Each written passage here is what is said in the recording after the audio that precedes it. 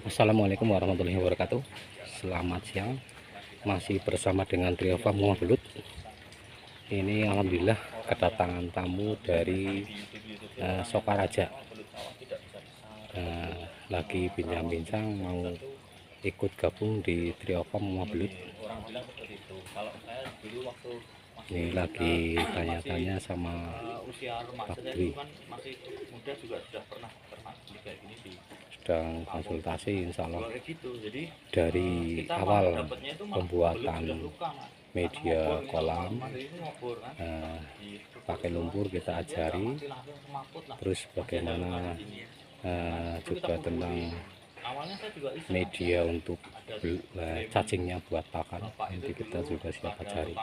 Di depan rumah ini trim bekas aspal itu kan udah nggak dipakai, diminta sama bapak lagi saya buat nampung air hujan, saling akhirnya tak tembung belajar bersama pakai buat ternak belut. Oh iso lenan ternak belut bisa ini pakai ini, tak coba dengan gitu. Pak Ternyata Komandan belut Dwi yang Handoyo.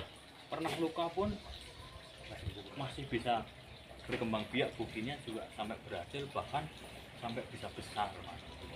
Ya memang prosesnya mungkin agak lama karena waktu saya juga belum berpengalaman, hanya sekedar ya kayak gitu, dikasih makannya mungkin apa, mancing ya kan, kotoran ikannya yang odolnya itu taruh di situ, nanti berapa hari itu udah bersih, udah nggak ada begitu. Ya waktu itu saya masih ingat, kenapa menjelang lebaran, karena waktu itu kita berpikirnya coba kita Ya memang konsultasi itu memang penting bagi para pemula untuk belajar budidaya belut, untuk pembesaran, diutamakan seperti itu. Datang aja langsung ke Trio Farm aja biar lebih jelas, mudah. Sisa-sisa makanan pun bisa, sisa-sisa makanan pun bisa. Enggak racun nanti Pak kalau habis. Tidak mengandung racun sama sekali makanan. Karena di media air ini sama lumpur ini sudah mengandung unsur yang sangat kuat untuk mengolah sisa-sisa makanan menjadi makanan nutrisi buat pakan.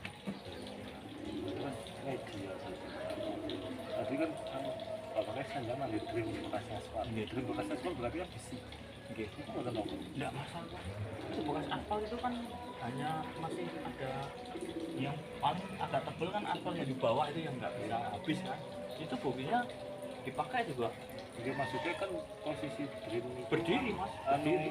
Tidak ada pembuangan sama sekali ya. Hanya itu aja dikasih media.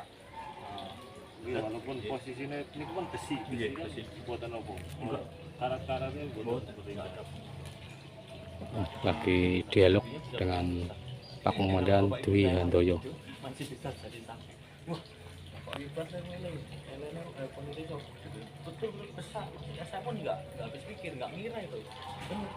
Malah saya senang merpati juga kan. Bekas kotoran merpati itu, kotoran dalam merpati itu, kalau saya bersihin kandang tak kumpulin pakai cikrak, udah masukin ke grup. Pokoknya apa aja tak masukin di atasnya. Memang kadang-kadang tak kasih itu kangkung atau ibu kalau habis masak itu kan ada sayur yang tua itu nggih, kan dipilih nggih, kangkung kayak gini kan dipilih yang muda tahu nggih, yang tua-tua kan daunnya itu begitu dia hancur lunak, buktinya begitu.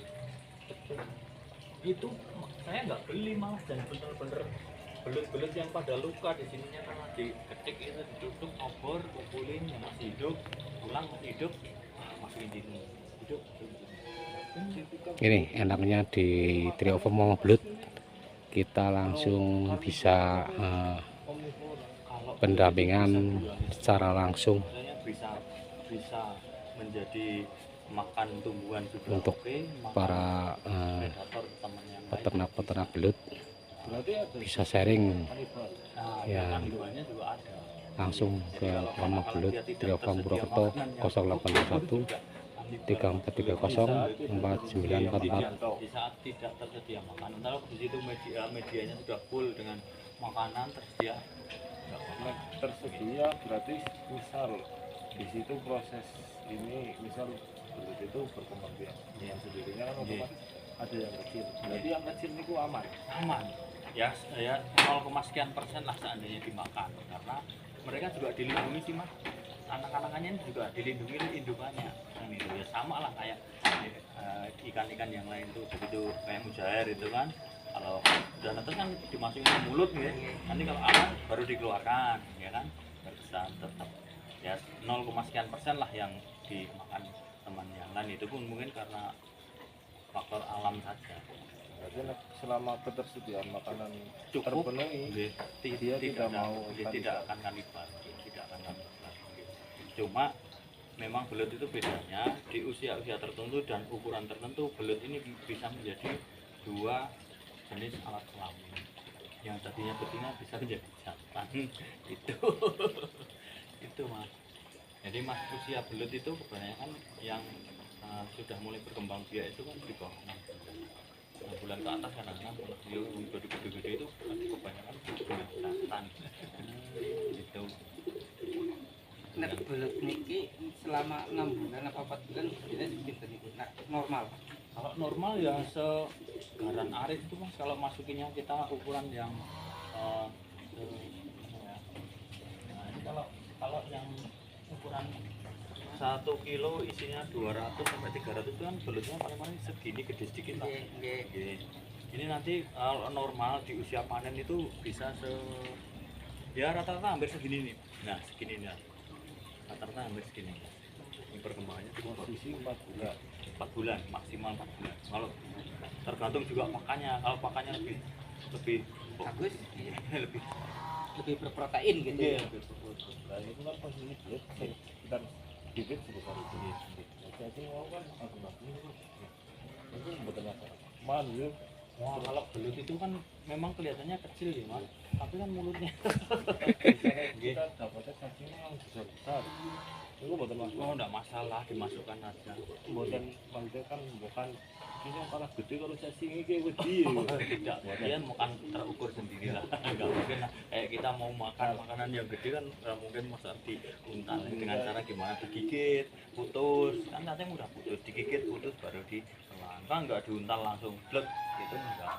Beda dengan lele, kalau lele begitu ada ya santap sampai ujung-ujungnya, tapi kalau belut ini kan enggak sesuai dengan ukurannya dia kuatnya makan kok, digigit kayak cacing makanya mudah putus itu apa, karena ya itu tadi sebenarnya ya proses alaminya itu panjang ya. Jadi belut itu makan pun juga tidak langsung semua cacing itu kecuali yang belut ukuran sudah besar ya, itu mungkin cacing satu geluntung bisa langsung disantap, tapi kalau yang ukuran masih kecil mereka pun makan juga semampunya sih, mungkin gigit dapat kepalanya cacing ya terus putus, makan dinikmati, gigit lagi.